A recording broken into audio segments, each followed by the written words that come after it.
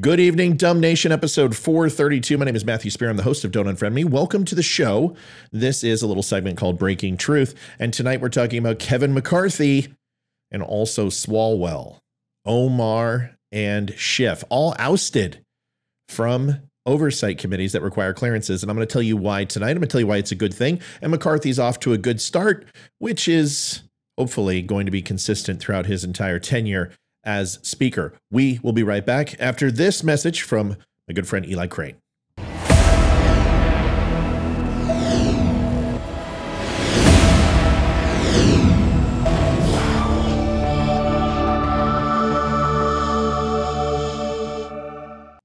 Hey, Matt, congratulations on your success, brother. And I really appreciate you giving, both sides, and just free speech, the opportunity to have a platform, dude. Got it. You got it. Thanks for everything you've done for this country, Eli. We'll talk next time. Tell Jen hello, and I'll have this ready in a couple of hours, and you can share it and take a look. I thank you, man. Thanks, brother. All right. Bye-bye. Eli Crane, one of the 20 to hold out. It's kind of good to see. Folks, at The Dumb Show, you can find us across all social media. Give us a like, follow, share, and subscribe. Hit that pound button. I would appreciate it. It keeps the lights on. Let's get into the show tonight. So McCarthy, Kevin McCarthy, Speaker of the House, you may remember that little fiasco. He removed Representatives Eric Swallwell, a Democrat from California, and Adam Schiff, Democrat from California, from the House Intelligence Committee, and Representative Omar from Minnesota from the House Foreign Affairs Committee.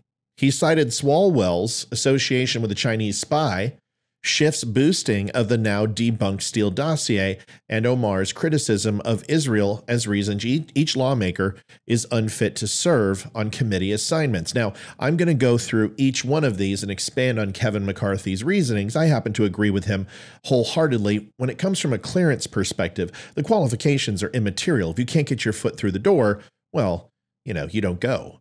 Or if you can't throw a 60-yard beam all the way with feet planted firm after doing a rollout to the right, you have no reason to be an NFL quarterback. Omar's thoughts on America. In Omar's version, America wasn't the big-hearted country that saved her from a brutal war in a bleak refugee camp. No. It wasn't a meritocracy that helped her attend college or vaulted her into Congress. Instead, it was the country that had failed to live up to its founding ideals, a place that had disappointed her. And so many immigrant refugees and minorities just like her, she says. Such a disappointment that the House decided to go ahead and move through with HRES, House Resolution 241, where in 2012, Representative Omar tweeted, "Israel has hypnotized the world. May Allah awaken the people and help them see the evil doings of Israel." Wow. Whereas in 2018, Representative Omar posted, drawing attention to the apartheid Israel regime is far from hating Jews. Whereas the last controversial tweets from Representative Omar suggest Jewish people are buying political support. She tweeted, "It's all about the Benjamins, baby," a reference to a song about a $100 bill and AIPAC, a pro-Israel lobbying group. Representative Omar stated during a town hall, "Want to talk about the political influence in this country that says it's okay to push for the allegiance to a foreign country."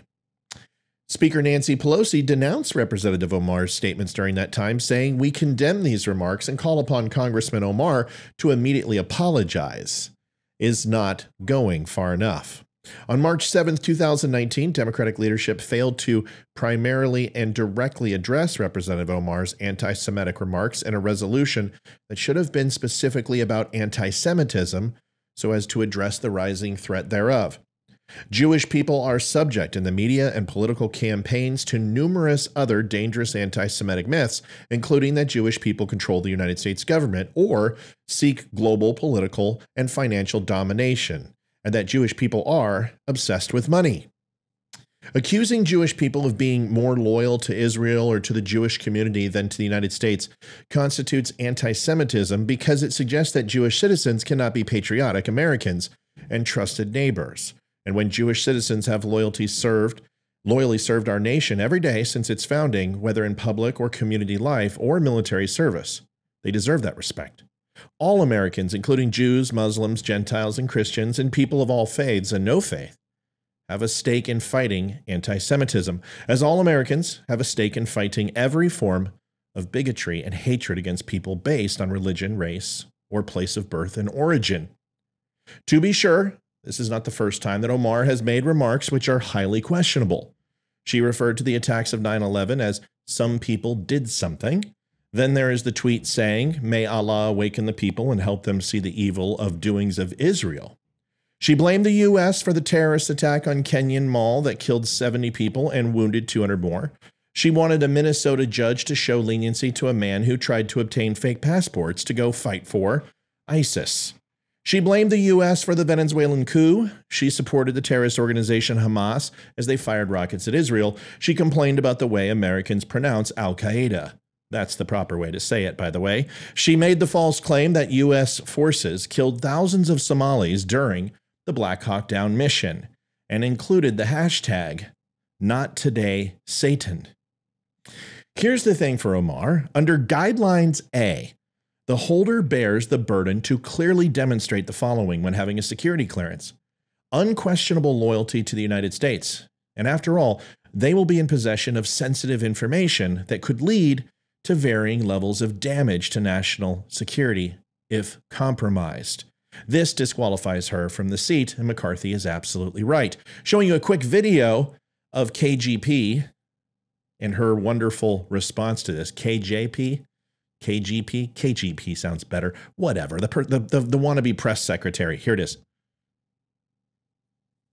Any reaction from you from the White House about Speaker McCarthy's decision to keep Representative Schiff and Swallwell from the Intelligence Committee? So I'll say this. Representative Schiff, Representative Swallwell, and also Representative Omar are, our expertise and bring a lot to the table when it comes to foreign policy and national security. And we'll say this, we'll say that, when it comes to that committee, it should not be politicized. It should be independent. And again, those congressional members bring a lot of expertise to that committee, and I'll leave it there. Wow, I would like to go ahead and see if it's okay with everybody. The January 6th committee, who exactly was on there from the Republican Party?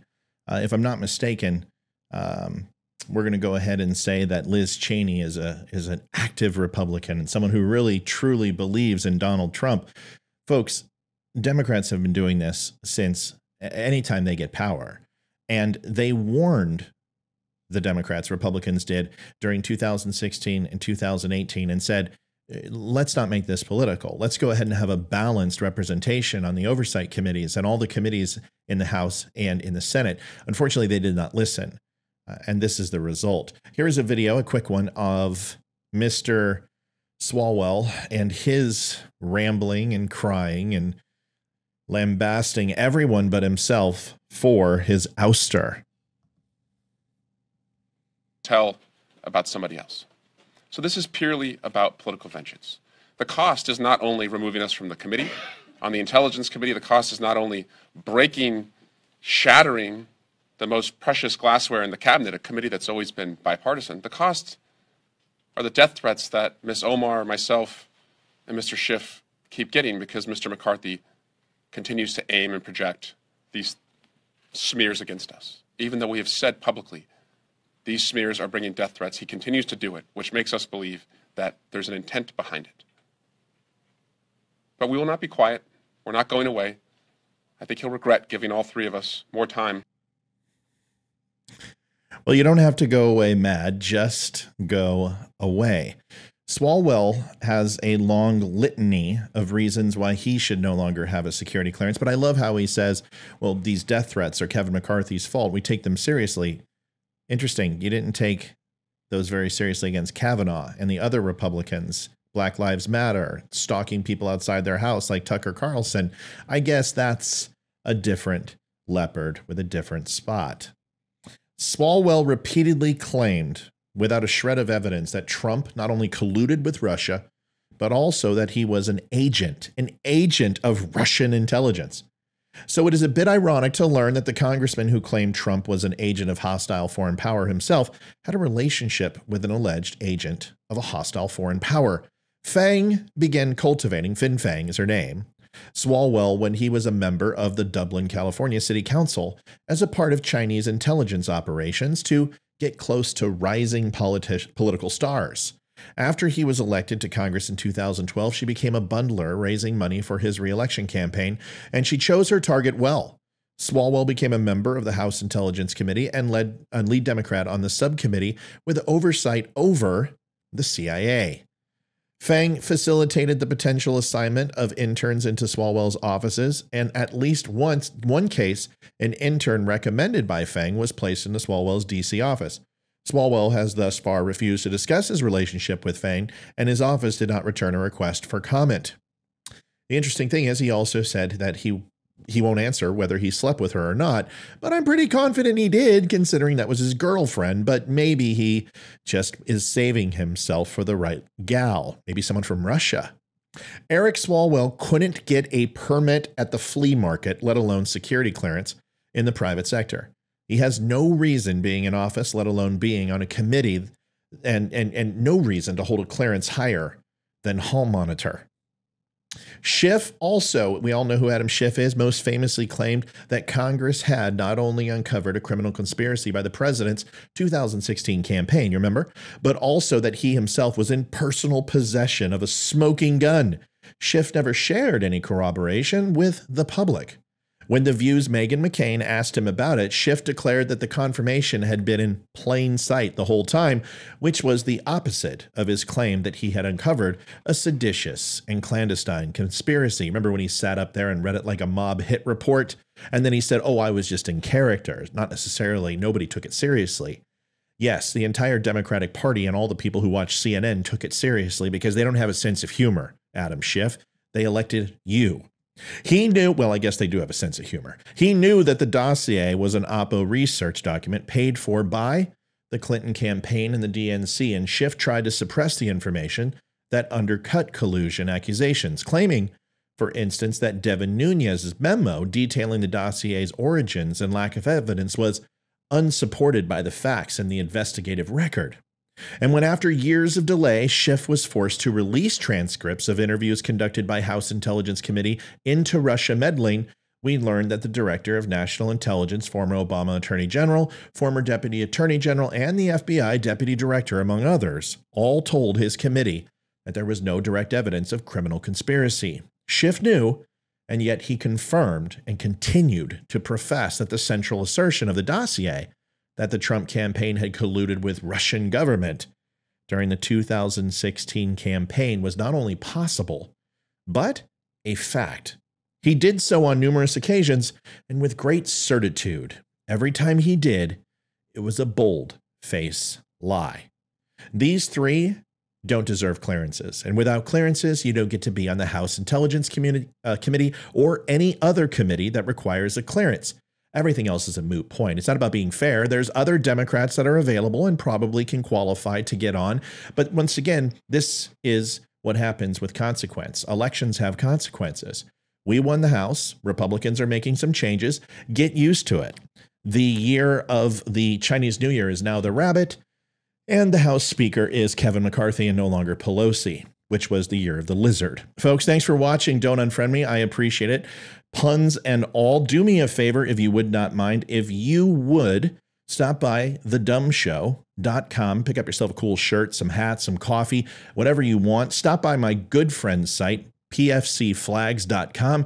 He made the beautiful flag behind me, made out of wood, all made in the United States of America. They are first responder and veteran supporters. Amazing local business. They work out of their garage, and they make incredible stuff. Go to pfcflags.com. You get a free desktop flag if you buy a small flag or larger. And last but not least, I will go out with the Veteran Crisis Hotline. 1-800-273-8255. Press 1. 22 veterans commit suicide a day. It is way too many. Please do me a favor. Share this number. One thing about veterans, we need swim buddies and battle buddies. And right now, we need anybody. And anybody is you. Please reach out. If you have any questions to me or anyone else on the show, we'll be happy to do that. Remember, it is free of charge. It'll never be reported to your duty station. Post-traumatic stress, anxiety, depression, TBIs are all very real, and it starts with a conversation. Last but not least, if you're not a veteran, you can make that phone call, and they will go ahead and take your call. It's not about if you're a veteran or not. It's just called the Veteran Crisis Hotline. Folks, thanks. I'm going to be on live at 8:30 tonight. Love to see you there. And if not, I'll see you for my recorded show tomorrow on Thursday. God bless, and see you next time.